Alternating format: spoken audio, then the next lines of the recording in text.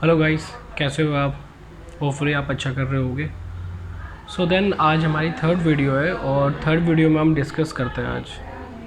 मेरा काफ़ी टाइम से एक डेटा साइंस के ऊपर एक वीडियो बनाने का मन था। सो मैंने आज डेटा साइंस के ऊपर एक वीडियो बनाने की आज एक पूरी कोशिश करूँगा कि पूरा ओवरव्यू दूँ कि जितना ज़्यादा से ज़्यादा आपको नॉलेज मिल सके डेटा साइंस के ऊपर। सो डेटा साइंस स्टार्टिंग से हम डिस्कस करेंगे कि डेटा साइंस होता क्या है और डेटा साइंस की इतने अचानक ज़रूरत क्यों निकल पड़ी और इसके 21st सेंचुरी के सक्सेस जॉब क्यों कहा जा रहा है इसे, और क्यों इतनी डिमांडेबल हो गई है और हर कोई डेटा साइंस के ऊपर काफ़ी ज़्यादा डिस्कस कर रहे हैं। और आपने कहीं बहुत जगह देखा भी होगा कि छोटे छोटे इंस्टीट्यूट, पहले तो खैर नॉर्थ इंडिया में ही था, साउथ इंडिया में ही था, साउथ इंडिया से नॉर्थ इंडिया, धीरे धीरे करके अब डेटा साइंस की डिमांड अब हर कहीं ज़्यादा होती जा रही है। उसके पीछे का क्या रीज़न है और एकदम ही क्यों उसकी डिमांड बन रही है और ये क्यों इतना पॉपुलर क्यों होता जा रहा है इसका, ऐसा सारा डिटेल हम आज डिस्कस करते हैं इसका स्टार्टिंग से। हाँ, मैं एक चीज़ और बता दूँ कि जो अभी 10th में 12th में जो ग्रेजुएशन कर रहे हैं, पोस्ट ग्रेजुएशन कर रहे हैं, होपफुली ये ज़्यादा से ज़्यादा वीडियो एक, अगर कोई 10th में तो उसके एक नॉलेजेबल रहेगा, अगर 12th में तो एक नॉलेजेबल वीडियो ही रहेगा। अगर ये आप ग्रेजुएशन कर रहे हो या कर चुके हो, उसके लिए काफ़ी बेनिफिशियरी है। पोस्ट ग्रेजुएशन अगर आप तैयारी सोच रहे हो कि हाँ यार पोस्ट ग्रेजुएशन मैं करना चाह रहा हूँ या फिर मुझे क्या कौन सी स्ट्रीम चूज़ करनी चाहिए, उसके लिए काफ़ी मायने हद तक काफ़ी ज़्यादा हेल्पफुल रहेगी डेटा साइंस की वीडियो। डिस्कस करते हैं डेटा साइंस होता क्या है। देखो, डेटा साइंस में डेटा वर्ड जो है ना, डेटा तो हो गया कि आपका कि आप म्यूज़िक सुन रहे हो आप, तो ऑटोमेटिकली आपके फ़ोन में होता क्या है, एक ऑटोमेटिकली एक फ़ोल्डर बन जाता है और उसका एक बैक में ना एक फ़ाइल रख लेता है अपने पास में कि हाँ यार ये कोई म्यूज़िक सुनना है, या फिर एक म्यूज़िक के एक फ़ोल्डर बन गया, वहाँ पे वो सॉन्ग का स्टोर है, ये समझ लो एक डेटा बन गया। ठीक है। या आप मान के चलो कोई आपने कोई म्यूज़िक की जगह आपने कोई एक वीडियो बनाई, तो वीडियो का कुछ एक होता है कि एक वीडियो में एक कैमरे का एक वो फ़ोल्डर बनेगा, वहाँ पे जाके वीडियो सेव हो जाएगी, लेकिन उससे कुछ फ़ाइल कहीं डेटा वहीं सेव भी होता रहता है। दूसरा, अगर मान के चलो कि आपने कहीं कॉल करी है, तो कॉल करने के बाद एक तो आपकी कॉल फ़ोन में आपके तो एक हिस्ट्री सेव रहती है कॉल की कि हाँ यार मैंने किस किस को कॉल किया है, तो वो एक हिस्ट्री तो आपके फ़ोन में सेव हो गई। प्लस जिस कंपनी का ऑपरेट मतलब जिस कंपनी का आप मान लो एक सिम एयरटेल का यूज़ कर रहे हो, तो उसके पास भी वो डेटा जा रहा है।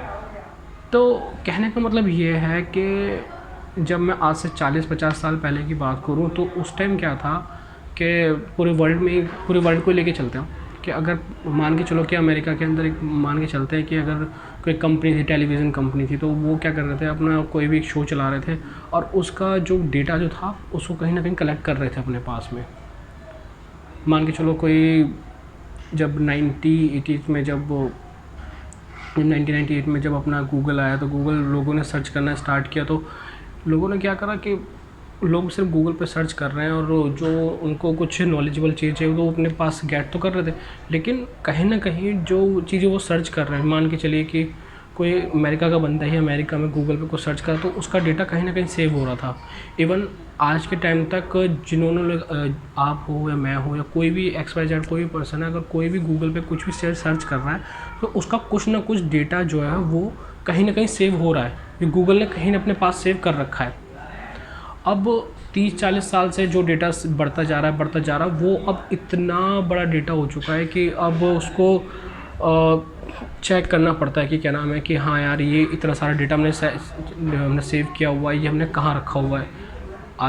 जैसे ये अलग टेक्नोलॉजी है क्लाउड कंप्यूटिंग के ऊपर, वो मैं आपको अलग समझाऊंगा क्लाउड कंप्यूटिंग होता है क्या है। क्लाउड कंप्यूटिंग तो बहुत ही बड़ी वास्ट चीज़ है, जहाँ पे लोगों ने ट्रिलियंस ऑफ बिलियंस ऑफ मतलब इतना सारा डेटा उन्होंने कलेक्ट किया हुआ है इसमें, लेकिन हम डेटा साइंस के ऊपर बात कर रहे हैं, डेटा साइंस के ऊपर बात करेंगे, अभी क्लाउड कंप्यूटिंग के ऊपर बात हम नहीं कर रहे। अच्छा, तो लोगों ने इतना चीज़ सर्च किया, मैंने कोई म्यूज़िक सुनना हो, उसकी कोई फाइल बनी, वो डेटा बन गया, मैंने कहीं कॉल करी, उसका कहीं हिस्ट्री में कहीं नंबर सेव हो रहा है, या कहीं ना कहीं कंपनी ऑपरेटर अपने पास नंबर सेव करे, तो वो डेटा हो गया। कोई टेलीविज़न कोई मूवी बन रही है, तो जाहिर सी बात है कहीं ना कहीं वो भी अपने पास कलेक्ट होकर सेव हो रही होगी। तो वो इतने सालों से जो डेटा जो इकट्ठा होता हुआ आ रहा है, तो अब कंपनियां ये देख रही हैं कि यार इतने सालों से जो हमने कंपनी ने डेटा इकट्ठा किया, अब एक्चुअली इसको चेक करके आइडिया लगाया जा रहा है कि यार ये इतना सारा जो डेटा हमने कलेक्ट किया है ना, इस डेटा से प्रिडिक्शन लगाना कि हाँ यार, कि अगर मान के चलो कोई बंदा 10 साल से सिर्फ एक ही प्रोडक्ट परचेज़ कर रहा है या फिर 10 में से एक प्रोडक्ट परचेज़ कर रहा है, तो वो कंपनी अब पता लगाना चाह रही है कि यार इसमें सबसे ज़्यादा कौन सी चीज़ परचेज़ करी है, उसी के बिहाफ से इसको सारी चीज़ें दिखाने की ज़रूरत नहीं है, इसको सिर्फ खाली एक चीज़ दिखाओ। अब कंपनी ने 10 साल से जो उस बंदे का डेटा इकट्ठा किया, तो वो तो हो गया डेटा, और उस डेटा पे जो कंपनी ने काम करके जो डिसीजन दिया है, ये कंपनी ने अपने पास से एक डिसीजन लिया कि हाँ यार इतने सालों में इस बंदे ने ये चीज़ परचेज़ करी है, तो उसको ना, और हाँ पर्टिकुलर किस टाइम पे क्या चीज़ परचेज़ करी है, कब अवेलेबल रहता है, मतलब एक समर या विंटर में, या फिर बहुत सारी चीज़ें उसमें कैलकुलेट करने के बाद कंपनी ने डिसीजन लिया कि इसको यही ऐड दिखाओ सबसे ज़्यादा, क्योंकि ये तो यही चीज़ परचेज़ करता है। तो ये डिसीजन देने वाले का नाम था डेटा साइंस। डेटा साइंस जिसने इस डेटा पे काम किया और इस डेटा पे रिजल्ट दिया, वो क्या था, डेटा साइंस। होपफुली आपको इतना समझ में आया होगा। अब जब पहले, जब 30-40 साल पहले जब काम हो रहा था किसी डेटा पे, नॉर्मली डेटा को संभालने के लिए पहले लोग डेटा एंट्री हायर करते थे। आपने नॉर्मली भी कहीं देखा होगा, naukri.com पे देखा होगा, ये बहुत सारे पोर्टल देखा होगा जहाँ पे डेटा ऑपरेटर की जॉब निकलती रहती है। डेटा ऑपरेटर होता क्या है कि डेटा को ऑपरेट करना, डेटा को कहीं ना कहीं ऑपरेट कर रहा है, कि मान के चलो कि कोई फ़ोन सेलिंग कंपनी है, तो फ़ोन सेलिंग के जितने पूरे साल के अंदर कितने फ़ोन सेल हो रहे हैं, तो उस डेटा को कलेक्ट कर ले, तो वो तो काम था डेटा एंट्री का, ठीक है। या मैं इंडिया की बात करूं, तो पहले लोग क्या करते थे कि जितने के किसी को कुछ सामान दे रहे हैं या लेने दे रहे हैं, कुछ भी कर रहे हैं, तो उस चीज़ को लिख के रखते थे अपने पास किसी डायरी में। तो वो एक डायरी में लिखना होना, वो एक क्या था हमारे पास, डेटा, ठीक है। फिर उसके बाद फिर आ गए हम कंप्यूटर लाइन पे, फिर लोगों ने उस चीज़ को फिर कंप्यूटर पे सेव करना चालू कर दिया। अभी तो हमारे पास लेटेस्ट सॉफ्टवेयर आए थे उसके बाद, लेकिन उससे पहले जब स्टार्टिंग में जब कंप्यूटर चले तो उससे पहले उस टाइम नोटपैड में लोग डेटा को सिर्फ सेव करना स्टार्ट कर दिया। फिर उसके बाद माइक्रोसॉफ्ट ऑफिस आ गया, तो माइक्रोसॉफ्ट ऑफिस के अंदर एक्सेल को यूज़ करके फिर उसके अंदर डेटा एंट्री करना चालू कर दी। अच्छा, उसी तरह धीरे धीरे करके प्रोफाइलें बढ़ती गई। पहले डेटा एंट्री, पहले नॉर्मली डेटा को सिर्फ कंप्यूटर के अंदर एंट्री करना, तो सिर्फ खाली डेटा एंट्री करने आया था। फिर उसके बाद उसको एक अच्छे लेवल पे अपग्रेड करना, मतलब कहीं और भी उसको पहुंचा सके, हर कोई देख सके, या फिर एक अच्छे तरीके से सेव करने को, फिर उसको नाम रख लिया उसका बैकएंड, कि हाँ ये काम बैकएंड में कोई देखेगा, ठीक है। बैकएंड, डेटा एंट्री, फिर बैकएंड, फिर इसको उस पर फिर और अच्छी तरीके से काम करने के लिए एक अलग से प्रोफाइल बना दी, उसको बोलते हैं MIS एग्जीक्यूटिव। MIS एग्जीक्यूटिव भी ये काम करता है सेम, ठीक है। फिर उसके बाद डेटा एनालिस्ट आ गया, डेटा एनालिस्ट के बाद डेटा एनालिटिक्स आ गया, फिर डेटा विजुअलाइजेशन आ गया, फिर उसके बाद आ गया डेटा साइंटिस्ट।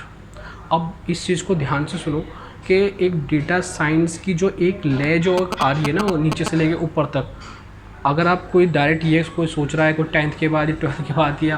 या ग्रेजुएशन के बाद सोच रहा है वो डेटा साइंस डायरेक्ट कर लेगा और डायरेक्ट करने के बाद वो जल्दी से डेटा साइंटिस्ट बन जाएगा, गलत। डेटा साइंस कोई डायरेक्ट जल्दी नहीं बन सकता। डेटा साइंस का एक कह सकते हो एक रोड मैप है कि नीचे से लेकर ऊपर तक जाने के लिए। एक छोटा सा एग्जांपल देता हूँ, अगर आपको डायरेक्ट छत पे, अगर किसी 4 मंजिला की इमारत है या 5 मंजिला इमारत है और आपको छत पे जाना है, तो कैसे जाओगे? डायरेक्ट छत पे चले जाओगे? नहीं ना, तो डायरेक्ट छत पे नहीं जाया जा सकता, आप जाओगे सीढ़ी से ही जाओगे। तो उसी तरह डेटा साइंस तक जाने के लिए आपको पहले ही छोटी छोटी चीज़ें समझनी पड़ेगी या इन पे पहले काम करना पड़ेगा, देन तभी आप डेटा साइंटिस्ट बन सकते हो। मेरे बहुत सारे लोग ये सोच रहे होंगे यार डेटा साइंस डायरेक्ट लोग क्यों करा रहे हैं, फिर अगर ये ऐसी बात है तो डेटा साइंस करके फिर डायरेक्ट हम अच्छी जॉब या अच्छी सैलरी क्यों नहीं ले, मतलब डायरेक्ट क्यों नहीं ले लेते हम। देखो, अगर आप डायरेक्ट डेटा साइंटिस्ट बनना चाहोगे तो बन सकता, तो कोई बन जाएगा, लेकिन उसमें दिक्कतें काफ़ी आएंगी। आपको पहले तो कंसेप्ट क्लियर नहीं होगा, फिर देन तभी एक छोटा सा एग्जांपल और लेता हूँ कि फिर और आपको अच्छी तरह क्लियर हो जाए। मान के चलो गूगल है, ठीक है। गूगल में अगर 1000 एम्प्लॉय काम कर रहे हैं या 100 एम्प्लॉय काम कर रहे हैं, तो 100 एम्प्लॉय जो गूगल पे हर कोई सर्च कर रहा होगा, तो वो उन 100 में से 30 एम्प्लॉय तो वो एम्प्लॉय होंगे जो गूगल पे जो लोग डेटा जो सर्च कर रहे हैं उस डेटा को एंट्री कर रहे होंगे। एक छोटा सा एग्जांपल है, उसको एक छोटे से एंट्री जिस पे वो डेटा कहीं सेव कर रहे होंगे, ठीक है। दूसरा, जो उन 30 बंदों ने या 30 डेटा एंट्री वालों ने जिन्होंने डेटा सेव किया गूगल पे, गूगल का डेटा सेव किया अपने पास में, जो गूगल के एम्प्लॉय थे उन्होंने सेव किया, अब वो क्या काम करेंगे, अब वो डेटा को आगे भेजेंगे। आगे क्या भेजेंगे, आगे मतलब कि उनके ऊपर जो कौन सी प्रोफाइल बनती है वो भेजती है कि वो अब बिग डेटा वालों को भेजेंगे। अब बिग डेटा क्या होता है, बिग डेटा भी सेम वही काम करता है, डेटा के ऊपर ही काम करता है, लेकिन उसका जो काम होता है वो डेटा को एक अच्छी फॉर्म में लाने का काम करता है, ठीक है। डेटा का क्या करता है, एक अच्छी फॉर्म में लाने का काम करता है। अच्छी फॉर्म किस तरह की फॉर्म, मान के चलो कि डेटा एंट्री वालों ने सिर्फ खाली 1 से लेकर 100 तक के डेटा सेव कर लिया, लेकिन उनको क्या पता था कि क्या नाम है कि डेटा में सबसे पहले ये वाला प्रोडक्ट ऊपर लेना था, ये वाला प्रोडक्ट नीचे लेना था, या फिर उस प्रोडक्ट में कुछ अच्छा लगा, मतलब कुछ एक अच्छा फार्मूला लगाना था। तो ये तो उन्हें पता नहीं था, उन्होंने सिर्फ खाली डेटा एंट्री का काम था, उन्हें इस चीज़ की सैलरी मिलती है, उन्होंने उस चीज़ का पैसा रख के ये काम उन्होंने डेटा सेव कर लिया।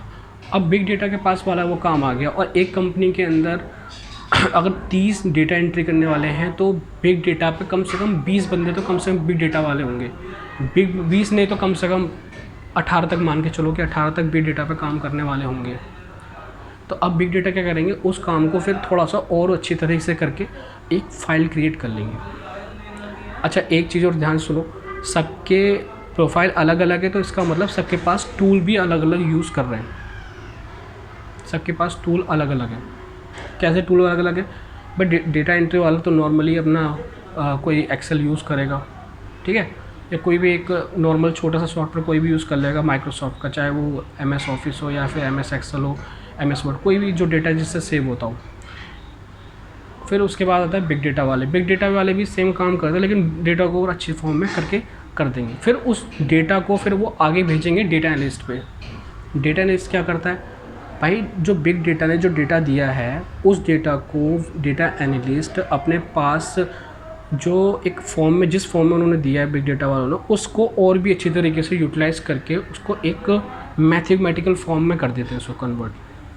कि हाँ यार इसको एक अच्छी मैथमेटिकल फॉर्म में या फिर एक अच्छी सी मतलब कह सकते हो कि उसको एक अच्छा ग्राफिकल वे से या कोई एक अच्छा सा इंटरफेस पे चेंज कर देते हैं,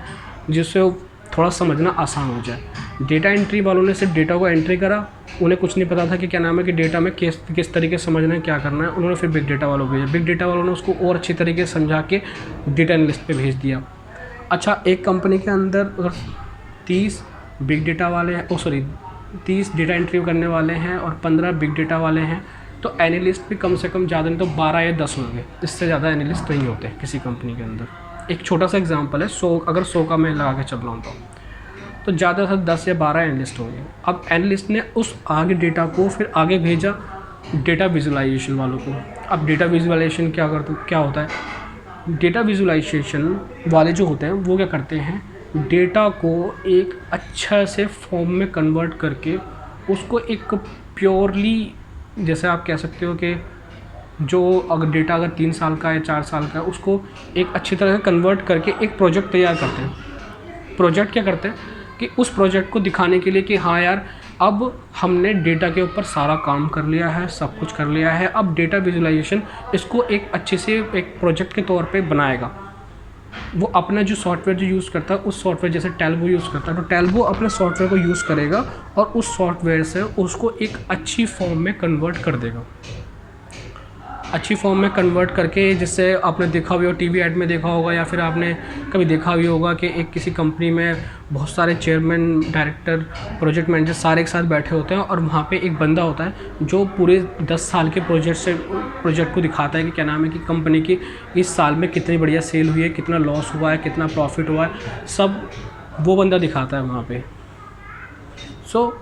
उस चीज़ को ग्राफिकली, या आप उसको कह सकते हो एक चार्ट के फॉर्म में, ठीक है, एक ग्राफिकल एक सिग्मा वेज जो होता है कि हाँ यार इतना हमारा प्रॉफिट हुआ, इतना लॉस हुआ, ये सारा चीज़ दिखाने का काम, ये काम है डेटा विजुअलाइजेशन वाले का काम। डेटा को एक फाइनली एक टच दे दिया कि हाँ यार ये अब तैयार हो गया, ग्राफिकल सारा कुछ तैयार हो गया, प्रोजेक्शन तैयार होगी। अब उस सब को दिखाने के बाद अब आती है फाइनली तैयारी डेटा साइंस की।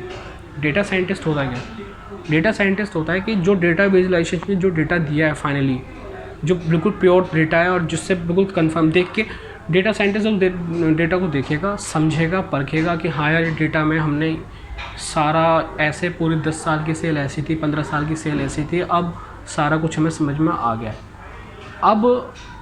डेटा साइंटिस्ट उस पर अपना फार्मूला पुट करेगा, एक स्टैटिकल फार्मूला पुट करेगा, एल्गोरिथम लगाएगा अच्छी सी उस पूरे डेटा पे। अच्छा, आपको मेरी बात इसलिए थोड़ी आसान लगी होगी क्योंकि अभी हमने छोटे डेटा की बात कर रहे हैं, लेकिन जब जैसे आप डेटा साइंटिस्ट जो प्रोफाइल जिस कंपनी के अंदर निकलती है ना, तो उनके पास जो डेटा होता है ट्रिलियंस ऑफ डेटा होता है। इतना डेटा होता है कि आप शायद देख के समझ ना पाएँ, लेकिन जब आप इतने सारे डेटा में जब आप प्रोफाइल में खेलोगे ना, डेटा प्रोफाइल में, तो आपको सारे जो डेटा है ना आपको बहुत आसान लगने लगेगा, आपको सिर्फ छोटी मोटी चीज़ें लगने लगेगी। इसीलिए एक सेकेंड,